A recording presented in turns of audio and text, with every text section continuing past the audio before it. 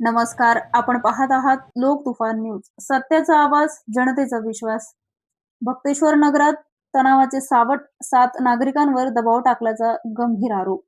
जमिनीच्या वादाला नवं वळण, थेट जिल्हाधिकारी आणि पोलीस अधीक्षकांकडे धाव.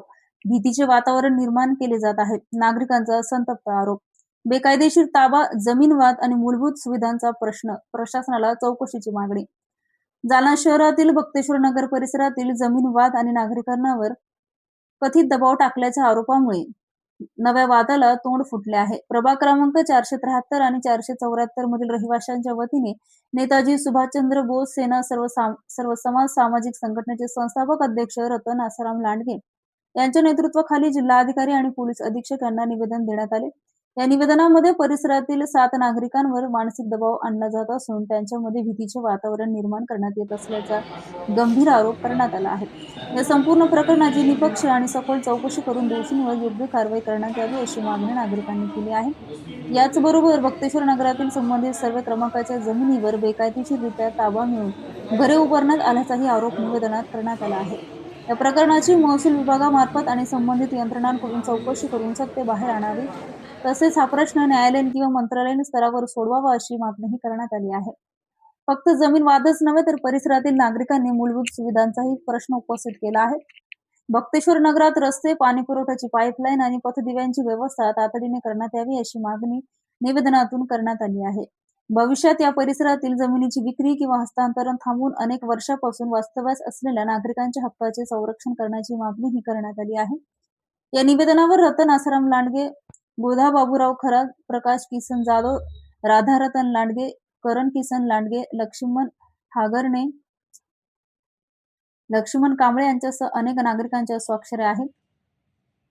आता या गंभीर आरोपांवर जिल्हाधिकारी कार्यालय आणि पोलीस प्रशासन कोणती भूमिका घेते, चौकशीचे आदेश दिले जातात का आणि भक्तेश्वर नगरातील नागरिकांना न्याय मिळतो का याकडे संपूर्ण लक्ष लागले. नेताजी सुभाषचंद्र बोस सर्व समाज सामाजिक संघटनेचा अध्यक्ष रतन आसाराम लांडगे आज दिनांक 31/2026 या रोजी आम्ही जिल्हाधिकारी साहेबांना भेटून निवेदन दिलं आहे की आम्ही ह्या गेल्या 2 दिवसांमध्ये 28 तारखेला जिल्हाधिकाऱ्यांना निवेदन दिलं की आमच्या जमिनीवर काही जमीन माफिया लोकांना, गोरगरीब लोकांना त्रास देऊन त्यांची घरं खाली करत आहे, काय बेकायदेशीर त्या सगळ्यांनी निवेदन दिलं.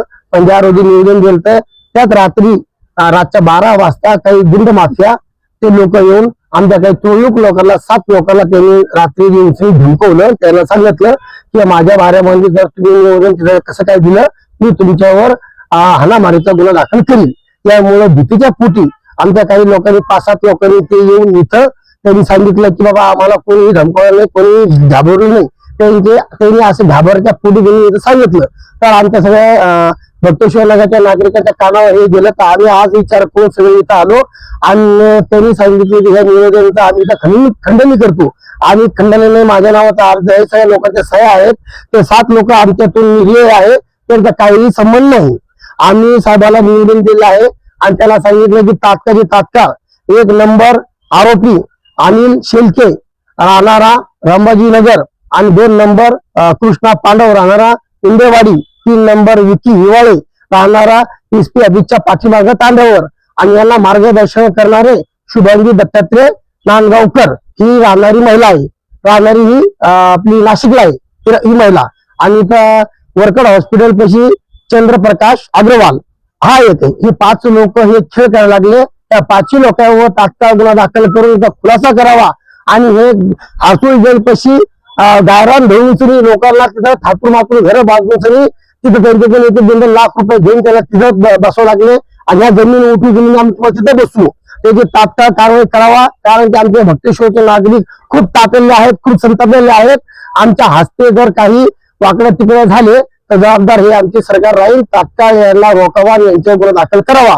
आम्ही तहसीलदार साहेबांना, महानगरपालिकेला, तालुका पोलीस स्टेशनला साहेबांना आणि जिल्हाधिकारी कार्यालयाला आम्ही ही बातमी कळवली आहे. तरी मेहरबान साहेबांनी आमची मदत करावा, तात्काळ कारवाई करावा, त्याला पावबंद करावा आणि भविष्यामध्ये कोणत्याही आमच्या नागरिकाला व आम्हाला कोणा त्रास झाला त्याचे जबाबदार हे 5 लोक राहतील हे निश्चित आहे. मी रतन आसाराम लांडगे, मी मोठ्या संख्येने आत्मदहन करणार आहे. मुंबई मंत्रालयावर आम्ही सगळे भक्तेश्वर नगरचे नागरिक मिळून व आमरण उपासन करू व आंदोलन करून मोर्चा करू. महानगरपालिका आम्हाला पाणी नाही, नळ नाही, लाईट नाही, रोड नाही. आज माणूस असा आमचा जगतो की त्याला किती घाण आहे तिथे साहेब, आणि 400-500 घर आहेत. तर महानगरपालिका आम्हाला सांगितली तुमचा पुरावा दाखवा. पुरावा असा पाणी प्यायला पुरावा नसतो. जिथं समाज असला तिथं पाणी देणं लागतं, जिथं समाज असला तिथं रोड देणं लागतो. तर कलेक्टर साहेबांनी तात्काळ आदेश करावा आणि आमच्या एरियाला नळ लाईट आणि पाणी आणि रोड हे तात्काळ करावा. हे आम्ही तुम्हाला निवेदन देतो. जय